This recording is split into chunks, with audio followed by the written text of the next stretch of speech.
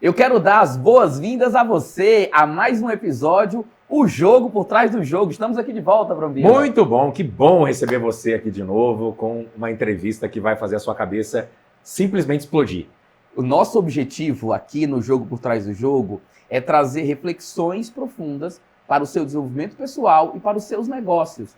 E aí, a lição que eu quero que você tenha sempre é: pega papel e caneta, o que é que você pode aplicar no seu negócio, o que é que você pode aplicar na sua vida, porque esse é o nosso intuito, né, Brambila? É mostrar os bastidores do sucesso. O caminho do sucesso não é fácil, mas se muita gente chegou lá, você também consegue. Eu sou Eduardo Brambila, estou aqui com Augusto Júnior, nós somos os apresentadores desse super programa, O Jogo por Trás do Jogo, que é gravado aqui nos estúdios da Box 404, que fica em Campinas, e é o melhor local, né, para gravação de programas, podcasts, cursos, treinamentos, eventos ao vivo. Não, as salas, a estrutura, o atendimento, os profissionais. Você chega aqui, tá tudo pronto, você só precisa trazer o conteúdo e o que você vai fazer e eles dão um show. Transmissão ao vivo, tudo. Então, Box 404 vale muito a pena. Tem mais informações aqui, entre em contato lá, agende seu horário, você vai se encantar também. E a nossa entrevistada de hoje, o que você fala dela aqui sem revelar quem é? Olha, eu diria que chegou no topo. Literalmente chegou no topo, né? A gente sempre fala aqui, poxa, o fulano de tal chegou no topo. E geralmente é aquela coisa meio abstrata, né? Uma ilustração. No caso dela, chegou mesmo para valer. Chegou no topo do mundo, né? Chegou no topo. Nós temos aqui hoje Aretha Duarte, a primeira mulher negra latino-americana a subir o Everest. A escala... Você lembra a altura? Olha, 8.848 metros de altura. Eu fiquei tentando lembrar. Eu sei que é alto, é o maior cume que nós temos hoje no planeta Terra. E essa mulher chegou ao topo. E para chegar lá, tem muitos altos e baixos, tem muitas conquistas, também alguns desafios que ela teve que enfrentar. E a gente vai saber tudo. Agora eu estou curioso para a gente aprofundar nessa história da Aretha, que é inspiradora demais. Vamos soltar a vinheta então? Vamos para a vinheta. Bora!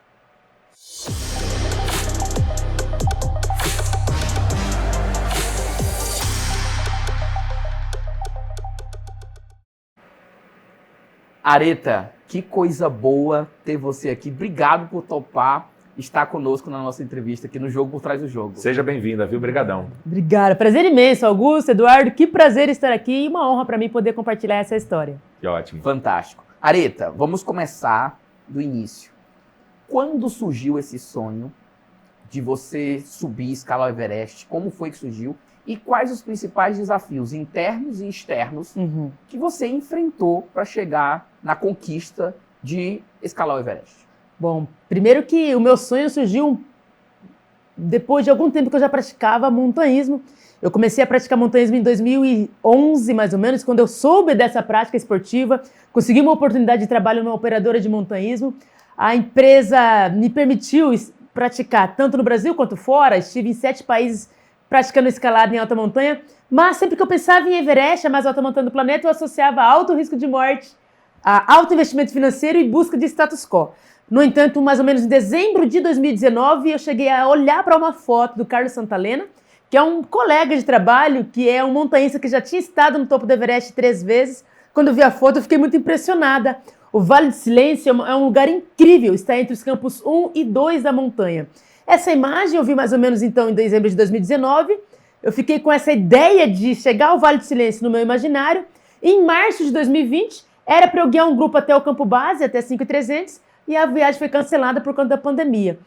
Na mesma semana, alguma chave virou dentro de mim no sentido: eu nem sei se amanhã eu estou aqui, é melhor eu começar a viver intensamente. É melhor eu começar a buscar as minhas realizações. E foi ali que eu comecei o meu plano para escalar o Everest. Agora, Aretha, você nasceu e cresceu na periferia aqui de Campinas, de onde, inclusive, a gente está gravando o nosso programa, né, aqui no interior de São Paulo. E a gente sabe que as periferias de grande cidade enfrentam uma série de limitações, restrições de recursos. E eu estou te falando isso porque muitas pessoas falam que o ambiente, ele molda a pessoa, molda o profissional.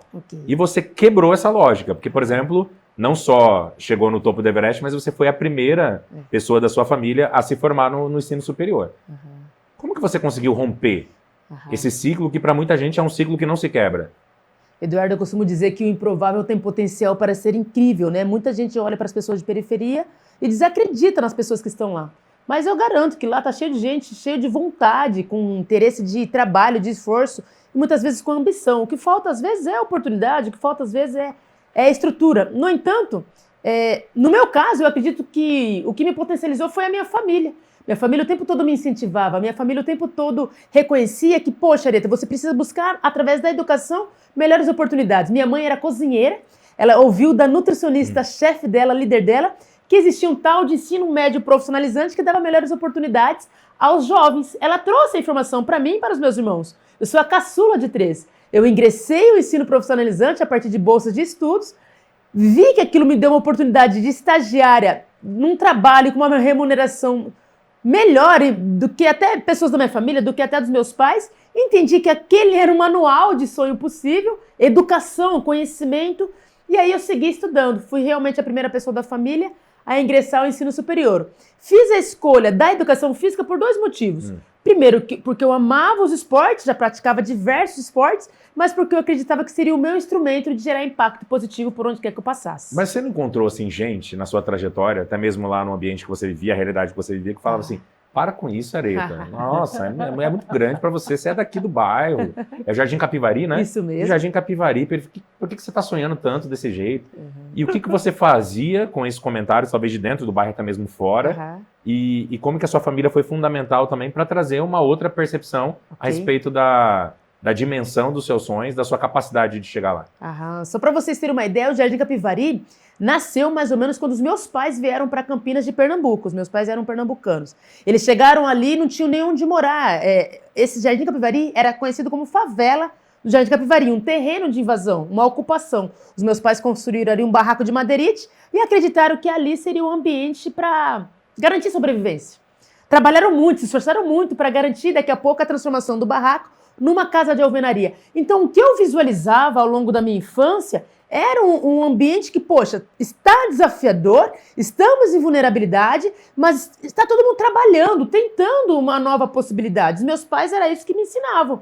Nós temos que ter ambição para ter uma nova realidade, para mudar a nossa realidade efetivamente, mas depende muito do nosso esforço. E aí, quando alguém dizia, e aconteceu muitas vezes, Areta, Everest não é para você, não vai dar certo, poxa, desafiador demais, especialmente pelo custo, não pela experiência, porque pela experiência já tinha identificado que o meu trabalho enquanto guia daquela operadora já tinha garantido os requisitos mínimos necessários, mas pela questão financeira, quase 400 mil reais, distante demais da realidade de quem mora na periferia. Talvez uma montanha até mais alta do que o Everest para você, né? Muito, muito, muito audacioso seria. No entanto, eu entendi que, poxa, eu preciso aproveitar os recursos que eu tenho e seguir em frente. Jamais acreditar que o que parece improvável não é para mim. Eu preciso dar o próximo passo.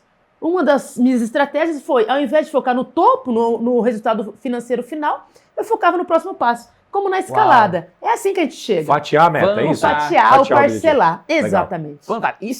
Isso aqui, para quem está nos negócios, empreendendo, e para a sua vida é fundamental. Porque, às vezes, a gente enxerga o Everest, Areta, e a gente não entende que, se for fazendo passo a passo, você chega lá. É porque você olha para o Everest e você fala, meu Deus, muito grande para mim.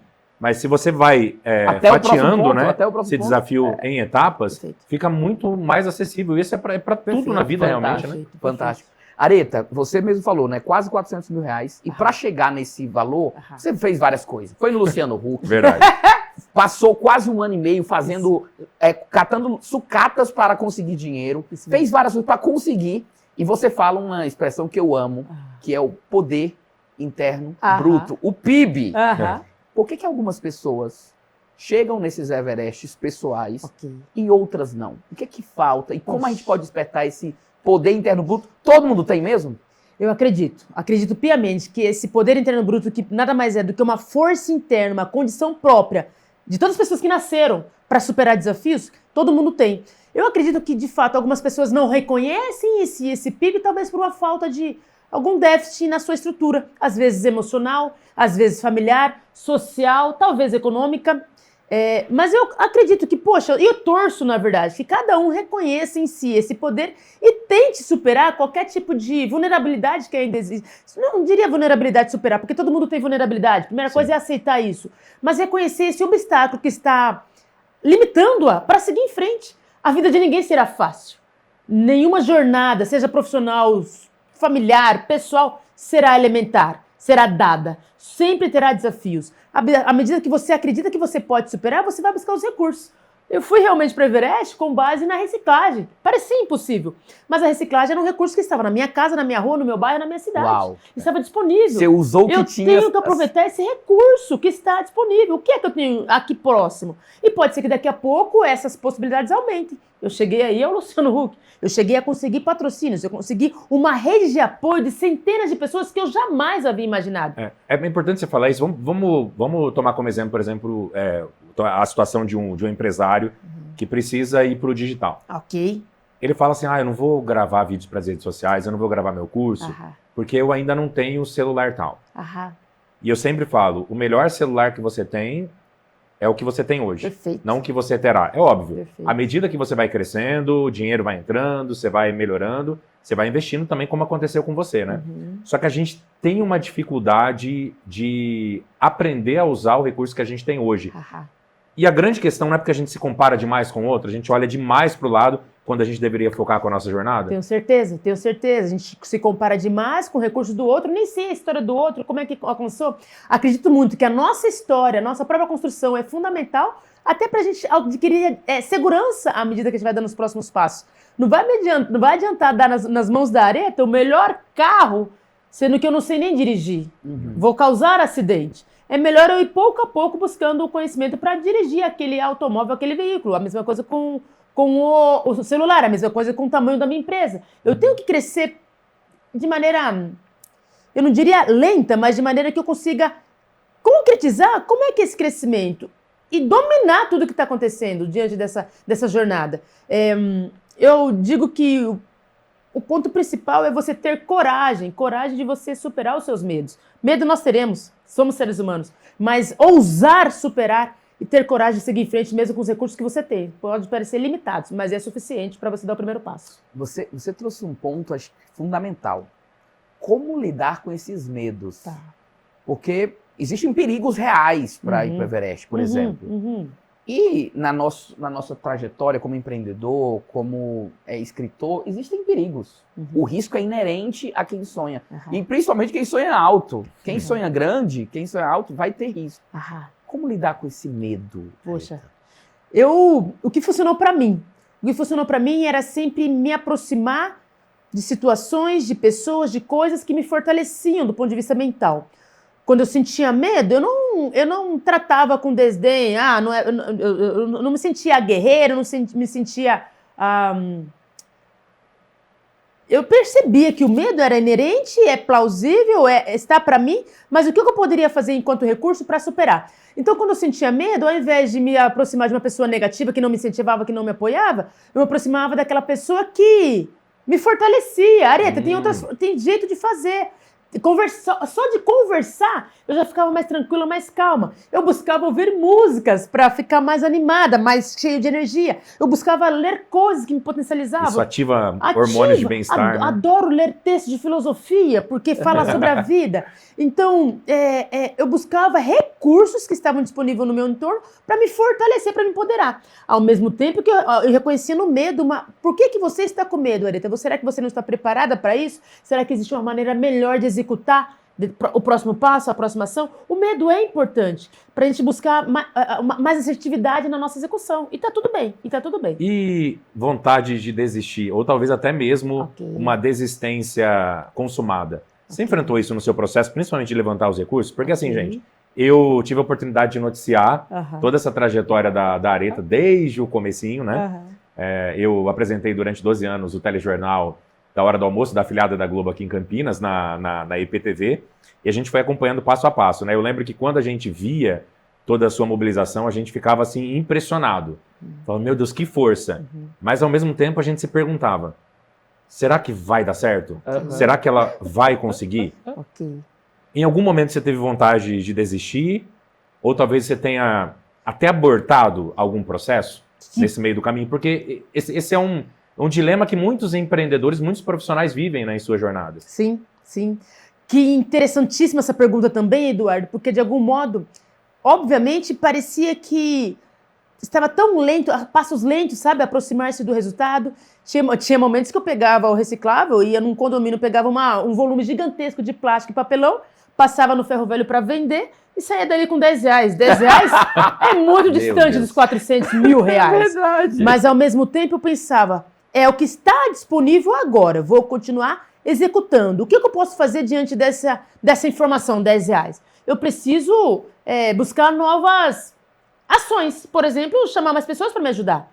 Por que não mais pessoas da minha família me ajudando? Por que não amigos? E com o tempo até desconhecidos estavam me ajudando. Agora, existia o tempo todo um processo de ativação da minha mente, né? Da inteligência que cada um de nós temos, para pensar novas ideias. Por que não diversificar essas ações? Só a reciclagem será insuficiente, aparentemente. Vou buscar outras ações. Então, o tempo todo estar matutando não é só a prática, a questão física. Nós temos que usar o nosso intelecto para inovar, para criar. Inclusive, ser bom ouvinte, porque às vezes a gente não está enxergando uma ideia que está ali próxima e alguém de fora vem e nos diz. Ao mesmo tempo que alguém de fora nos dá ideias que não tem nada a ver com o nosso propósito. Então, eu pensava assim que talvez fosse difícil, mas em nenhum momento eu pensava em desistir. Então, uma coisa que você colocou aqui, nossa, é muito importante. Então, você está querendo dizer que ampliar a visão diminui a chance de desistência. Aí vamos imaginar lá o cavalo, que está com a tapadeira. Ele só vê aquilo lá. Né? Ele só vê aquele recurso, ele só vê aquele cenário, aquela dificuldade. Você está querendo dizer que quando você tira isso e a sua visão amplia, você consegue ver novas possibilidades, novas fontes de recurso, novas parcerias que vão te levar para mais perto do seu sonho, é isso? Exatamente, essa soma fortalece, essa soma amplifica as nossas chances. Eu me lembro que, assim, volto a dizer, assim como tem aquelas ideias que você percebe, não, essa não é para mim. Então você precisa aprender a dizer sim, ao mesmo tempo precisa dizer não para algumas possibilidades. Agora, quando você pergunta, Areta, você pensava em desistir? Respondo tranquilamente que não. Por que não, Areta? Porque tinha clareza do propósito. Uau. Olha só. Você sabia o porquê iria. Eu sabia o porquê iria. Qual era o risco? Não dar certo em 1 ano. Qual era o risco? Dar certo em 1 ano, ou em 2, ou em 3. Se não desse certo em 1 ano, que eu imaginava que as fronteiras do Nepal seriam reabertas, talvez durante a pandemia, talvez pós-pandemia por Covid. Se fossem reabertas, então eu já tinha liberdade de ir se eu tivesse recurso financeiro. Mas e se eu não tivesse o recurso financeiro? Não tinha problema para mim. Eu poderia contar com mais 1 ano de trabalho. Mas você tinha definido uma data. Eu tinha definido que eu iria, assim que eu abrisse as fronteiras, que estivesse em temporada, a temporada no Everest é de março a maio, e que eu tivesse o recurso total. Ok. Eram as 3 variáveis que, se uma delas não funcionasse, eu não iria. Se as fronteiras não abrissem, não tem como ir. Poxa, eu tenho que respeitar as regras. Se eu não tivesse o dinheiro, eu não iria, mesmo que eu pudesse pagar no cartão de crédito. Por que eu não iria? Porque existe risco de morte no Everest. E eu morrendo, a dívida ia ficar para alguém. Eu não assumia que a dívida ficasse para o outro. Eu só iria se eu tivesse todo o recurso financeiro garantido. E não iria se eu não tivesse uma condição de saúde para ir. Não tinha como ir. Só isso. O restante, respondendo a tua pergunta aí, Eduardo, não pensei em desistir. Estava claro o propósito, sabia o que ia acontecer por conta daquela escalada. Legal, olha que importante essa questão. A visão te faz não desistir, te faz buscar novas alternativas e o que você falou, Areta, me marcou. Quando você sabia onde queria chegar, você começou agregando a sua família, outras pessoas, mas depois pessoas desconhecidas começaram a se engajar na sua causa porque sabiam onde você queria chegar. Inclusive querendo saber mais sobre isso, tá? Vamos aprofundar essa questão de Luciano Huck, mobilização na internet. Segura só um pouquinho que a gente vai aprofundar nessa questão, porque agora a gente vai para um quadro que a gente gosta demais aqui, que é o sorteio de temas, né? Mas antes temos 2 recados muito importantes para você que está acompanhando aqui o nosso programa. Vem cá, você está procurando um negócio para empreender? Então a gente vai te apresentar agora, gente, uma excelente oportunidade. A Occhio, não sei se você conhece, mas ela é pioneira no segmento de mini mercados autônomos em todo o Brasil. Considerada, né, Augusto, a melhor franquia para se investir hoje. A Occhio te dá suporte completo e todo o treinamento para você empreender do zero. Você vai faturar 24 horas por dia, sem funcionários. Isso é ótimo, perfeito.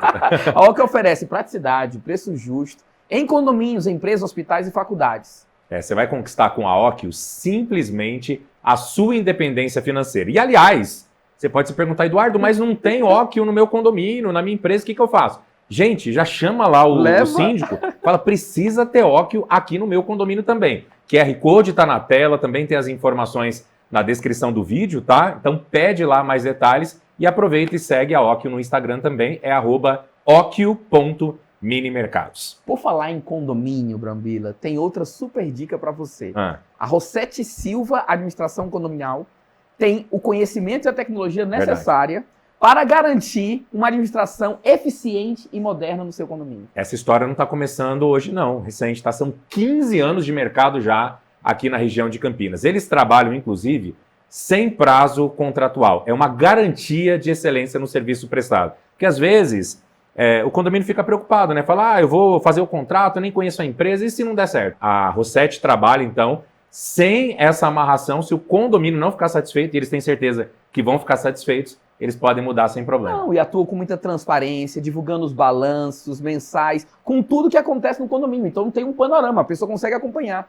A administração condominial é com Rossetti e Silva. Conheça mais o serviço da empresa pelo QR Code também na tela. E na descrição do vídeo você também pode encontrar. É a melhor opção em administração de condomínios em Campinas e região. Então entre em contato aqui também. Vamos lá para o nosso quadro? Vamos para o nosso quadro. Estou ansioso para saber que tema que vai sair hoje, hein? O primeiro quadro, Areta, é o sorteio de temas. Tá bom. Então, o pessoal aí de casa já sabe, nós temos alguns temas aqui. Você vai pegar um tema e você vai compartilhar conosco uma história onde você trouxe uma lição sobre esse tema na sua vida. Tá. Ok? Então deixa eu balançar bem aqui. Lembrando que eu não sei quais são os Não temas, sabe, né? não sabe. Tem nada E é de programado verdade, aqui. viu? É de verdade, não sabe mesmo. Eu tô mais adrenada do que ir para o Everest. Vai lá. Vamos lá, vamos ver. Pode mostrar ali para sua câmera. Ixi, olha lá. Ego. Uma palavra pequenininha, mas... Eita, Ego. gigante, hein? Uau! Então eu conto uma história. Uma história que você viveu relacionada a esse tema. Ok, Pode ser relacionada a você e a Ok. outras pessoas no seu convívio. ok. E qual o aprendizado que você tirou. Quero tentar contar duas histórias. Certo. Uma é que, de algum modo, a gente precisa cuidar dessa questão do ego, porque isso, nosso próprio ego, porque pode tirar a gente da nossa jornada. E eu percebo isso, comecei a perceber isso na minha história quando, poxa, no começo do projeto que eu chamei da Sucato ao Everest, parecia que muita gente queria saber da história, estávamos em pandemia, algumas pessoas queriam fazer entrevistas, a EPTV participou muito disso. E aí eu pensei, nossa, uau, uau, uau. E aí, parece que quando a gente fala, uau, é comigo, sou eu, as pessoas vão afastando. E a gente percebe que não sou eu. Existe algo muito maior acontecendo por trás que está te permitindo alcançar determinadas realizações. Não é você. Agora, isso ficou mais claro para mim quando eu vi a situação de outra pessoa em pleno Everest. Fui para o Everest com um grupo de brasileiros, eram 5 outros brasileiros, sendo mais uma mulher dentre eles. E um dos participantes, que era do segmento de econômico, investidor, começou a se incomodar muito com a minha participação na expedição. Isso por quê? Principalmente quando ele percebia que a minha rede social tinha mais seguidores que ele, quando eu fui transmitida na TV, no programa The Wall, que eu já estava lá quando foi exibido o programa, o número de seguidores triplicou e ele se incomodou. Coisa de ego, porque quando a gente está na montanha, ou em qualquer atividade da nossa vida, a gente tem que entender que as nossas conquistas é dependente também do outro. A gente contribui com o outro contribui com a gente, há um desenvolvimento de empatia, todo mundo é interresponsável, e ele não se tocou, não percebeu isso, ele achou que aquilo ali era um momento de mostrar minha bandeira, status quo, meu pódio, e ele começou a se incomodar, e eu ali tentando entender, a gente fica mais fragilizado na montanha, mais sensível, eu pensei, será que não sou eu que estou interpretando mal? Será que eu que estou, assim, enxergando algo que não está acontecendo? E em determinado momento, no campo base, já 10 dias depois de expedição, ele, no refeitório, bate na mesa e fala, a Areta está aqui aproveitando de uma situação de ela ser guia, de ter visibilidade, de ter isso e aquilo. Ele se revelou. Eu não tinha comentado com ninguém e ele se revelou. E aí como foi sua reação? Eu fiquei muito incomodada, deixei ele falar e vi que ninguém reagiu, ninguém colocou a colher na história do outro. E aí, de repente, eu bati na mesa e falei, olha aqui, aqui eu sou tão cliente quanto você, aqui eu não estou trabalhando, aqui eu não estou guiando, aqui eu sou tão cliente quanto você, ou seja, eu paguei tanto quanto você, então a gente está de igual para igual, fica na sua. E ele continuou, daqui a pouco eu falei, gente, aí faltou diplomacia, naquele momento eu não era tão madura para a situação. A gente vai aprendendo, né? Vai aprendendo. Né? Bati ali, gritei, falou logo um palavrão, então faz uma coisa, é aquele lugar que você vai e tô saindo. E aí ele falou, aí ele torceu a boca assim, então é isso que você vai falar para os seus seguidores? Eu falei, pronto, já sei. Não estou lidando aqui com adulto. Estou lidando com alguém aqui muito imaturo e não vou nem deixar ele me convencer de que eu estou errado. Sigo minha jornada aqui, sigo a minha escalada. Então, o ego ali realmente tirou a harmonia do grupo, tirou ali a concentração, o foco na segurança e no desempenho da escalada propriamente dita. Então, o ego, para mim, é algo muito negativo, que a gente precisa se reconhecer o tempo todo. Será que eu estou com o ego infladão aqui? Eu preciso cuidar disso? Preciso buscar a humildade verdadeira, genuína e entender que nada é conquistado sozinho. Ego não serve para nada. Mas Tudo quais é no os coletivo. antídotos que você desenvolveu? Porque a gente encontra pessoas egoístas e a gente também se vê em muitas situações Muitas egoístas vezes, também. Muitas vezes. E que a gente acaba transmitindo para o outro aquilo Perfeito. que a gente é, Perfeito. não que o outro é. Perfeito. E o nosso ego é capaz de acabar com a nossa trajetória, com os nossos sonhos, nos impedir de chegar no topo realmente. Mas quais são os antídotos, os remédios que você se desenvolveu para não ficar refém do seu ego e também não ser atingida pelo ego das outras pessoas? Ok. Eduardo, para mim existe uma premissa. A minha jornada de trabalho, pessoal, familiar, qualquer um dos caminhos que eu quiser seguir para alcançar o meu resultado, precisa ser de resultado coletivo. Essa é a minha premissa. Quando eu reconhecer que somente eu estou vencendo, somente eu estou conquistando, que parece muito individual, não é o meu caminho mais. Então, premissa, se eu estou aqui em entrevista com vocês, a gente está numa expectativa de que esteja impactando positivamente quem está nos assistindo. Sim. Se eu decidir disponibilizar um tempo da minha vida, é para gerar resultados coletivos. É uma premissa, é o meu melhor antídoto. Obrigado por trazer, Areta. Muito bom. Fantástico. Eu já vi o ego atrapalhar relacionamentos, amizades, carreiras. Então, obrigado por trazer essa lição importante sobre o ego. Areta, você, quando estava na sua jornada de captação de recurso, você já falou, você usou várias estratégias. Você chegou no Luciano Huck, chegou lá no The Wall, fez a mobilização, foi para a internet, fez muita coisa. Okay. E aqui eu quero aprender contigo duas coisas. Primeiro, estratégias. Okay. Porque você percebeu que a sucata seria muito pouco para você chegar no montante, iria demorar muito para chegar no montante. Como foi que você foi pensando nessas estratégias? Como você conseguiu engajar essas pessoas? E onde é que você monitorava o seu resultado? Você ia colocando na conta? Como é que você ia administrando esse valor e medindo a proximidade? E você conseguiu ir na data, como foi um pouco o retorno disso? Perfeito, perfeito.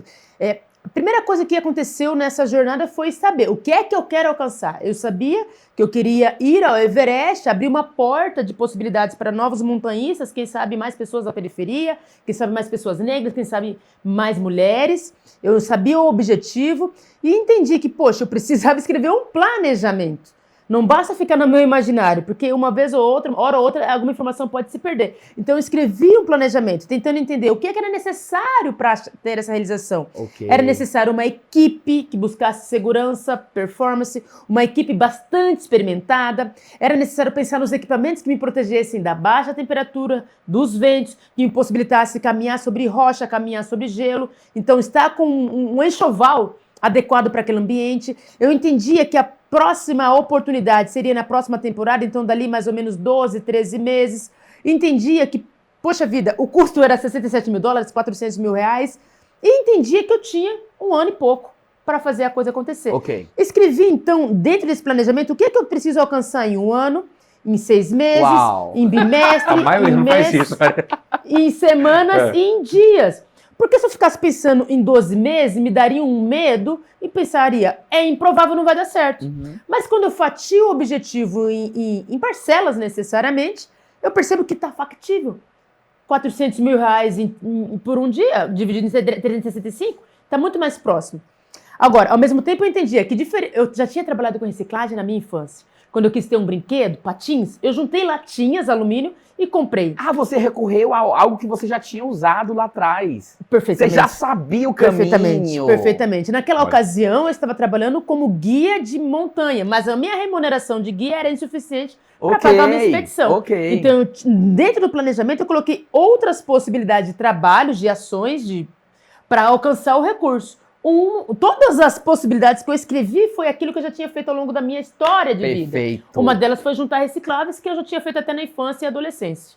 Só que, diferentemente nesse momento da minha vida adulta, diferentemente da infância, é que eu precisava ter mais pessoas me ajudando. Porque o brinquedo tinha ficado mais caro. Não era mais os patins, era um Everest. E, de fato, as primeiras pessoas para quem eu contei sobre os projetos, e nós precisamos contar para algumas pessoas, engajar pessoas, foi pessoas de minha alta confiança. Eu sabia que se naquele momento eu contasse para um vizinho ou outro, talvez, eles iam torcer o nariz e falar, não vai dar certo. Mas pessoas de nossa confiança são as primeiras que devem saber do nosso projeto. Contei para minha mãe, muito emocional, e meu irmão do meio, que morava com a gente, o Estênio, muito razão. Inclusive, a forma que eu Sempre tem, é necessário, né, ter essas perspectivas. Essa diversidade vai acontecer. E aí, claro que existe uma maneira específica para contar para cada um. Para minha mãe, eu falei, mãe, eu quero ir pro Everest, será na próxima temporada, custa 400 mil reais. É um sonho para mim, você me ajuda? Que demais. E ela com o olho brilhando, meu olho brilhando, mas tem que fazer, filha. Vai dar certo. Vamos, vai acontecer. Meu irmão, Estênio, eu preciso para o Everest, custa tanto, 400 mil reais. A gente só tem como disponibilidade agora os recursos recicláveis. Que está na nossa casa, está na nossa rua, está no nosso bairro, na nossa cidade, e eu preciso de um braço direito para me ajudar nessa jornada. E ele? Estênio, tô contigo, deu certo. Olha só! Mesmo sendo mais racional. Mais racional, porque eu tentei Ele não trazer assustou quando argumentos. você falou o valor? Ele disse, Areta, você sabe que a latinha tá custando 5 reais o quilo, o papelão 40 centavos, o vidro 5 centavos, é meio que impossível. Você sabe, né, Areta?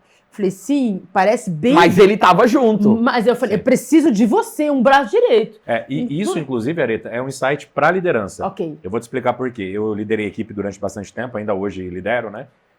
E eu sempre fui essa pessoa do desafio, de assumir risco. É o meu perfil comportamental, né? Perfeito. De focar no resultado, acho muito parecido com você, e vamos fazer o negócio acontecer. Eu ignoro os riscos muitas vezes. E isso, às vezes, é perigoso, dependendo da situação, né?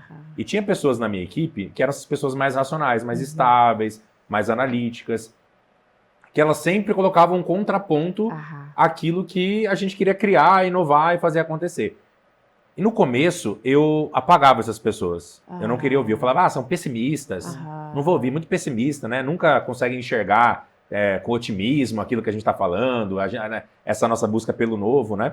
Só que daí, com a maturidade, eu fui entender que essas visões diferentes de mundo são muito importantes para a gente construir um caminho consolidado. E é isso que você teve dentro de casa. Perfeito. Duas visões, eu não digo que são conflitantes, são complementares, que foram fundamentais. Eu também tinha essa experiência porque eu chamava de chato. Todo mundo que não era parecido comigo... Eu chamava também. É chato, não vai falar com fulano. E depois eu fui evoluindo, amadurecendo, e hoje as pessoas que melhor trabalham comigo são as pessoas que são complementares a mim. Perfeito. Eu sou a pessoa do sonho, do risco, não sei o quê. Eu quero a pessoa racional, da tabela, da planilha. Para trazer para o chão, né? Para trazer. E aí eu fui estudar sobre gestão. O Walt Disney tinha o irmão dele. Inclusive, eles criaram 3 salas lá, que é as famosas 3 salas da Disney. Na sala 1 era a sala dos sonhos. Que o Walt só deixava entrar quem não atrapalhava. Era só sonho impossível. Para a galera flutuar. A segunda sala era a sala do irmão dele, que era a sala da razão, da estratégia, do pensamento financeiro para viabilizar aquilo lá. Do planejamento. A terceira sala é a sala dos dois conversarem para chegar no meu texto. Fantástico. Então, isso é incrível. Mas continua, o Stênio topou. O Stênio, no caso do Stênio, eu precisava explicar o como, né? Tentar provar para ele, com os contra-argumentos, de como. E a gente encontrou a sala 3 do Walt Disney e a gente fez o casamento perfeito e com o tempo o outro irmão passou a ajudar. Primas, tios, um monte de conhecido, e daqui a pouco eu perdi as contas, porque inclusive eu recebia mensagens, telefonemas, Areta, vem aqui buscar, a ponto a gente juntar aproximadamente 500 quilos de reciclável por dia. Por dia? É muita coisa, muito pesado, muita coisa. E só tinha a agradecer, né? Porque as pessoas se engajaram, entenderam o propósito, o motivo, mais que tudo, eu prestava contas, né? Quando vocês perguntam, o que tinha nessa organização? Eu prestava contas. Gente, hoje nós conseguimos tanto. Essa transparência é fundamental para estabelecer e ter consistência nessa confiança. Então, fantástico. Ô, Areta, mas eu queria entender mais sobre a questão do apoio. Tá. O Augusto falou isso, que você teve que cavar diferentes camadas de apoio, começou na sua casa, aí ampliou. Você chegou na TV, chegou na internet, chegou no Luciano Huck. E eu fico imaginando você batendo nessas portas com um sonho. E para muita gente era uma loucura. 400 mil reais. A menina do Jardim Capivari, em Campinas, periferia da cidade, com um sonho. Como muita gente hoje só tem um sonho, não tem recurso, não tem estrutura, não tem nada. Como que você conseguiu juntar tanta gente para construir essa rede de apoio que foi fundamental para você chegar no topo do Everest? Porque muitas vezes o empreendedor ele olha e fala, eu não vou conseguir, eu vou bater na porta de fulano, não vai me atender, não vai me receber, e a pessoa, ela fica fechada no mundo dela. Ela se fecha dentro do próprio sonho. Acredito que a primeira coisa que aconteceu, Eduardo, foi entender que primeiro eu tinha que fazer minha parte, eu tinha que pedir ajuda, eu tinha que falar, eu tinha que contar sobre o objetivo para tentar engajar. E segundo, entender que algumas pessoas realmente não vão te apoiar de bate-pronto, mas que você precisa seguir em frente, porque quando você começar a trazer resultados, elas serão as primeiras a falar, quero estar contigo. Quando elas começarem a acreditar na tua jornada, elas querem estar contigo. Ninguém quer ficar do lado de gente que não tem sucesso. Ninguém quer apoiar aquilo que não traz resultado. Então vá buscar o teu resultado, vá buscar a tua prosperidade, porque tem muita gente que vai se aproximar de você depois. Quando eu falo que de fato eu tenho muito a agradecer pelas pessoas que me ajudaram, é que o próprio Luciano Huck não fui eu que me inscrevi. Olha isso. Alguém, que eu desconfio quem seja, mencionou, era próximo do Luciano Huck, traz essa menina que vale a pena. Então, o como significa? Faça a sua parte. Vá fazendo, sem medo de ser feliz, digamos assim. Com o tempo, as pessoas certas vão se conectar a você e vão te apoiar e todo mundo vai ganhar com isso. Todo mundo. A gente gosta muito de entender. O nome do programa é O Jogo por Trás do Jogo. E a gente está falando de conquistas. Você já trouxe várias coisas sobre clareza, engajamento de pessoas, fatiar o sonho.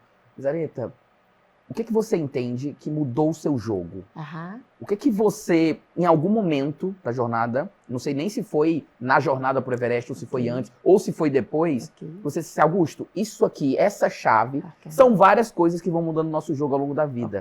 Mas qual foi a alavanca que você, assim, quando isso aqui mudou, a minha cabeça mudou e aí eu percebi o meu potencial e onde eu poderia chegar? Legal. Primeiro eu quero falar que vocês estão fazendo perguntas aqui que eu nunca ouvi antes, tá? Então, que bom. Para mim está sendo um prazer imenso. Tô colocando aqui a minha cabeça para matutar e responder assim, de maneira muito verdadeira e da forma que eu acredito mesmo que é. Eu posso trazer duas respostas, sabe, Augusto? Em relação ao... Quando eu decidi ir ao Everest, eu simplesmente queria escalar e passar o Vale do Silêncio. Então, uma das viradas de chaves foi, Aretha, você não está indo ao Everest por você. Quando eu percebo muita gente ajudando, apoiando, acreditando, é como se eu me tornasse naquele momento uma representante. É a mulher negra da periferia representando outras mulheres, outras pessoas negras, outros periféricos. Então não era mais a Aretha. Essa foi uma virada de chave. Eu só percebi e eu ficava forte, empoderada e não queria desistir. A pergunta anterior. E você tinha consciência e clareza disso? Tomei consciência porque eu recebia muitos depoimentos. Muitos depoimentos. Eu sabia que não era mais eu, era nós. E a outra virada de chave foi quando eu comecei a jornada em plena pandemia. Pandemia significa pra gente crise sanitária, mas crise econômica também. E aí as pessoas, Aretha, o que eu faço para te ajudar financeiramente? E eu pensava, gente, nós estamos numa crise econômica, eu não posso aceitar ajuda financeira, eu não queria. Eu entendia naquele momento que todo mundo estava passando pela crise, estava em dificuldade, assim como eu estava. Ou pior do que eu, ou melhor, enfim. Mas eu não queria aceitar doações, por exemplo. Até que uma amiga, Paula, Aretha, ela disse assim, Aretha, você entende que muita gente quer te apoiar? Na verdade, muita gente quer apoiar um projeto confiável, e isso faz bem para ela? Olha só. Pensei, o meu dá para confiar. Faz sentido. O meu dá para confiar. O meu realmente está buscando algo maior. Então tá bom, Paula, entendi. E aí a gente abriu possibilidades. Gente, teve uma pessoa, dona de uma fábrica de pães, que veio do Rio de Janeiro para consertar algumas máquinas na nossa região de Campinas e passou lá onde eu estava recebendo recicláveis e me entregou uma caixa de sapatos de tênis, vazia do tênis, com R$8.000 na caixa. Só. Meu Deus. Então eram coisas que assim, não estava no meu plano. Não estava no script, não estava no planejamento. E aconteceu. Então a gente estar aberto também a algo novo, estar aberto ao que o outro tem para contribuir, porque cada um tem a sua realidade. Não fique avaliando a disponibilidade do outro por conta da sua história.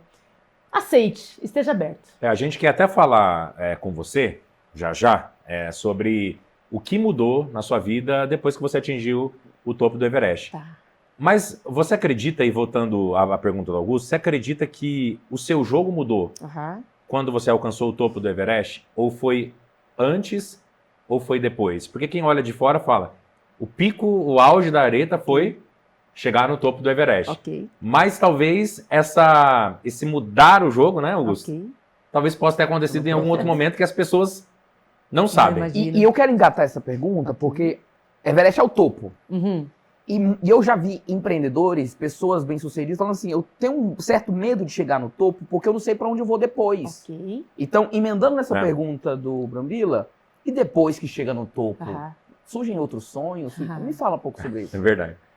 A minha virada de jogo nesse sentido foi muito antes de chegar ao topo da montanha. Quando eu reconheci essa representatividade, entendi que a minha jornada era potente para abrir portas, era potente para eu me encorajar para aquele objetivo que eu tinha quando eu ingressei em educação física. Quando eu ingressei em faculdade de educação física, eu queria lidar com jovens, com crianças, com adolescentes e apresentar esportes a eles. E quando eu virei essa chave e entendi, poxa, a minha escalada Everest é a vitrine perfeita para que empresas me escutem, para que pessoas de poder me escutem e que a gente faça com que esse projeto coletivo aconteça. Eu só me senti à vontade no Everest no sentido de vou superar todos os desafios. Tive edema pulmonar, tive queimadura de córnea, tive processo de machismo na montanha, tive que lidar com o ego alheio. Então eram tantos desafios nesse ambiente tão hostil, muito hostil, mas eu só não desistia porque eu sabia do que seria alcançado pós-Everest. E ao chegar ao topo do Everest, eu entendi que era o primeiro passo do meu sonho grande. Meu sonho grande era transformar as periferias do Brasil. O meu sonho grande era impactar vidas positivamente. O meu sonho grande é ajudar pessoas a reconhecer o seu PIB, o seu poder interno bruto. Então, esse sonho de escalar o Everest era uma semente de outros sonhos que Era viriam no meio do depois. caminho, Era no o meio do topo caminho. dela não É. era o topo.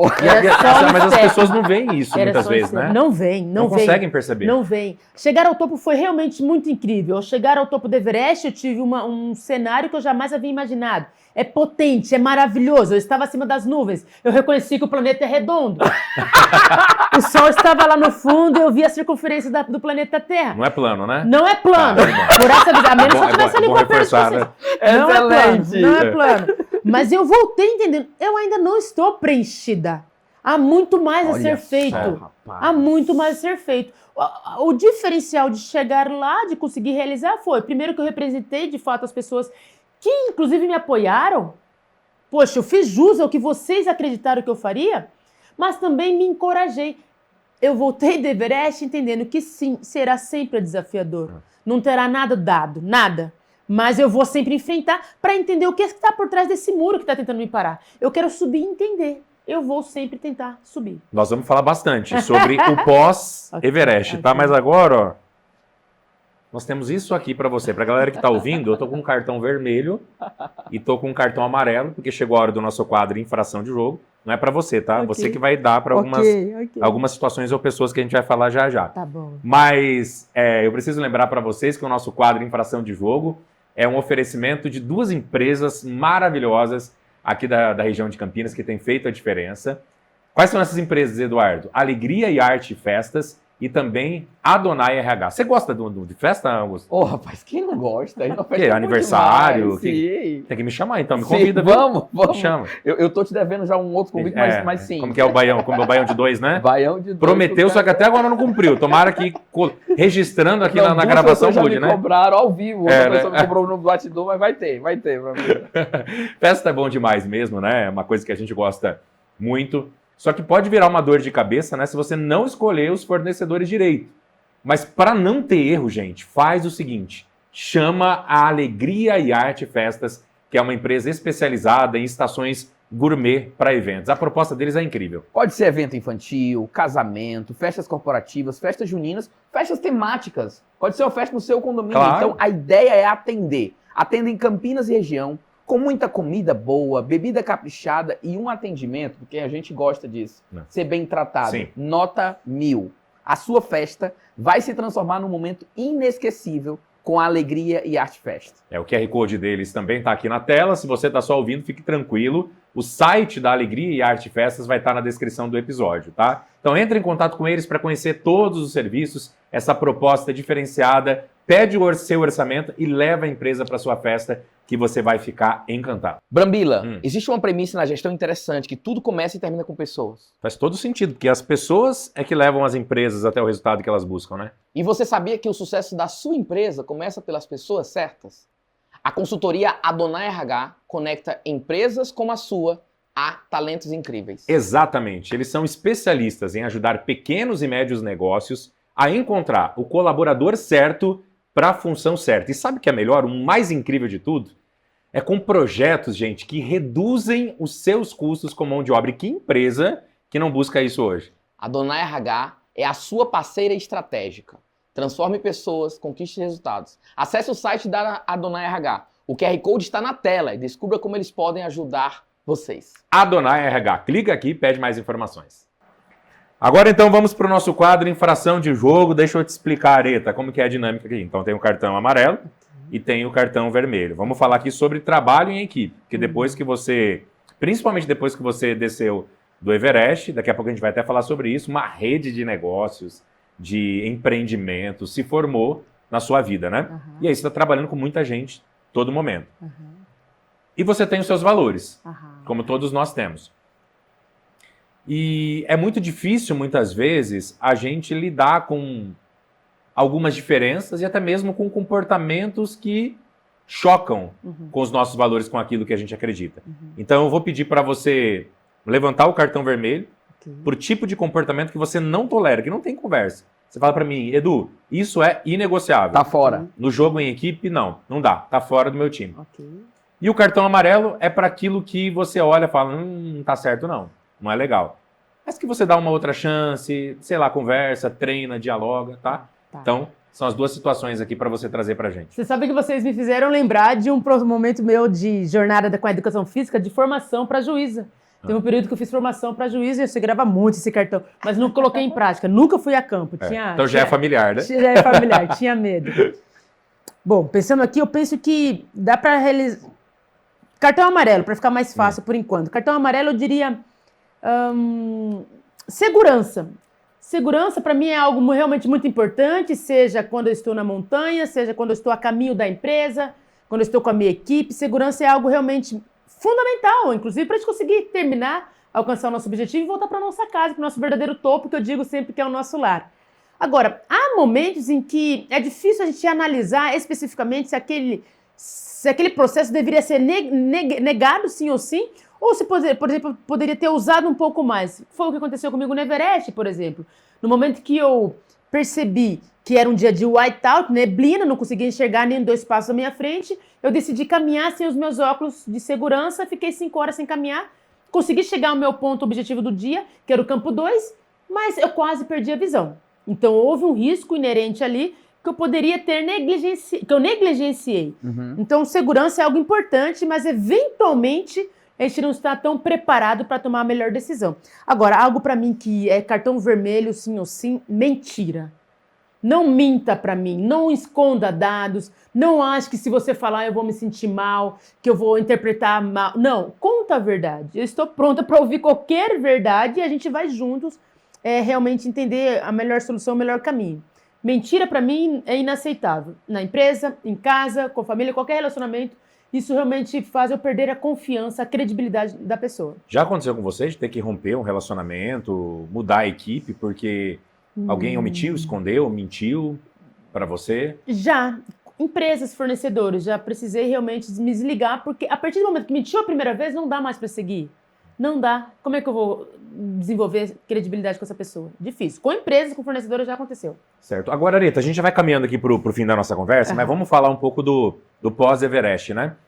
Hoje você é empresária, embaixadora ESG, TED Speaker, palestrante, já tem um livro lançado, escritor, enfim, como eu falei, a rede de negócios assim se ampliou demais. Isso tudo nasceu no pós-Everest?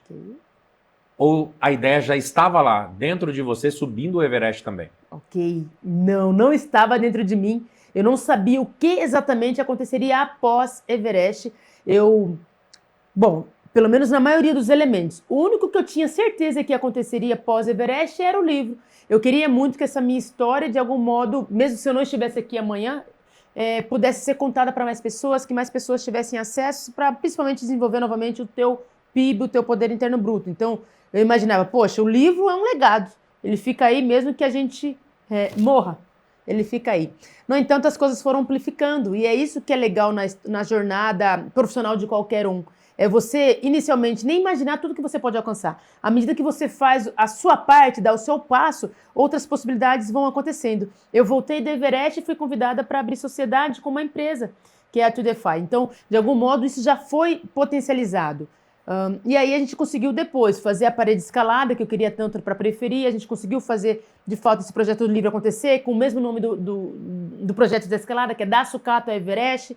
A gente consegue levar esses livros em palestras. Eu me lembro que no passado, por exemplo, eu não queria ministrar palestras, mas assim que eu voltei, eu fui convidada para ser TED Speaker de São Paulo, e aí eu gostei, foi um desafio, porque a gente teria que falar em 15 minutos. Apesar de eu ser descendente de nordestina, falar rápido. Seguindo várias regras. Seguindo várias. Foi desafiador demais, mas valeu a pena. E hoje o meu meu core business são as palestras. Então, imagine, lá atrás eu tinha medo, não queria, mas hoje é a minha renda principal. E que me possibilita falar com mais fornecedores, com mais empresas, do qual me possibilita ser embaixadora e fazer com que os projetos sociais, ambientais aconteçam. Então, a palestra, do qual eu tinha tanto medo e tinha restrição, foi indispensável para essa minha jornada empresarial. Inclusive, eu já tive o privilégio de ouvir a palestra da Aretha, que é altamente inspiradora. Então, leve para sua empresa, leve para o seu negócio, porque é uma história com conteúdo, com reflexão, vai valer a pena, vai emocionar todo mundo e inspirar a galera geral. É fato, isso é tão bonito, né? A gente sempre vê alguém chorando no meio da apresentação, mas que saiam sempre muito inspirados, essa é a nossa intenção. Isso é o mais importante, né? Aretha, agora a gente chegando ao final, né, Brambila, a gente tem aqui uma pergunta de encerramento. Você falou do Everest, que foi o topo, mas não era o topo definitivo. Uhum. Você colocou que existem outros topos e outros propósitos maiores. Uhum. E aí, na linha final, na linha da vida, Aretha, Uau.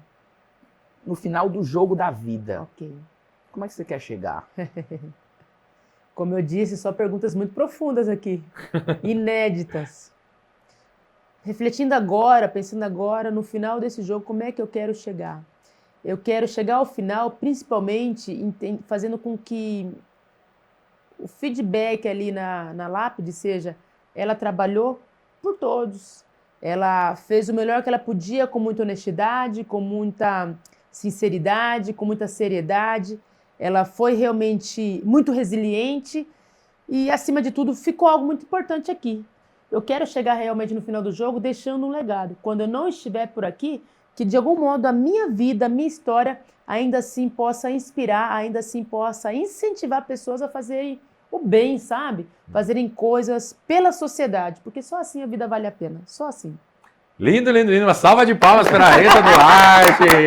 Obrigado, viu, Aretha? Poxa, Obrigado, viu, pela presença, conversa inspiradora. A gente deseja cada vez mais sucesso para você, que a sua luz brilhe, Obrigada. que você continue tocando o coração das pessoas, colocando essas sementes que frutificam tanto, né? Talvez a gente não tenha ideia de quantos frutos vêm dessas sementes, mas eu tenho certeza que você vai poder, lá no fim do jogo da vida, vai poder olhar para trás e ver, né, quantas pessoas foram impactadas e estão reproduzindo esse legado lindo que você está construindo. Que bacana. Eu que agradeço. Obrigado. Obrigado mais uma vez, inspirador demais estar com você. E gratidão. Vamos encerrar mais um episódio, né? Vamos encerrando aqui. Lembrando que o Jogo por Trás do Jogo é um programa para a internet, tá?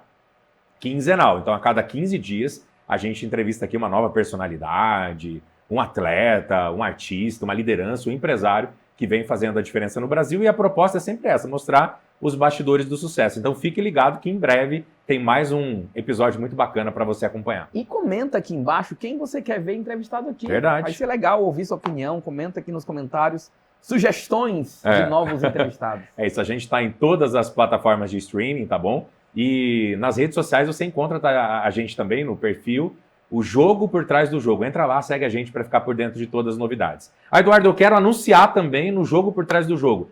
Só mandar uma mensagem aqui, seja pelas redes sociais, seja pelas plataformas de streaming, a nossa equipe vai entrar em contato com você para aproveitar esse espaço aqui e divulgar a sua empresa, vai ser sensacional. Sim, obrigado mais uma vez. Foi um privilégio estar aqui com você. Privilégio mais uma vez também com a Aretha, então. Passou rápido, divertidíssimo. bom demais. Obrigado então, gente. Sucesso para vocês. A gente se vê no próximo episódio. Beijo, tchau, tchau. Tchau, tchau.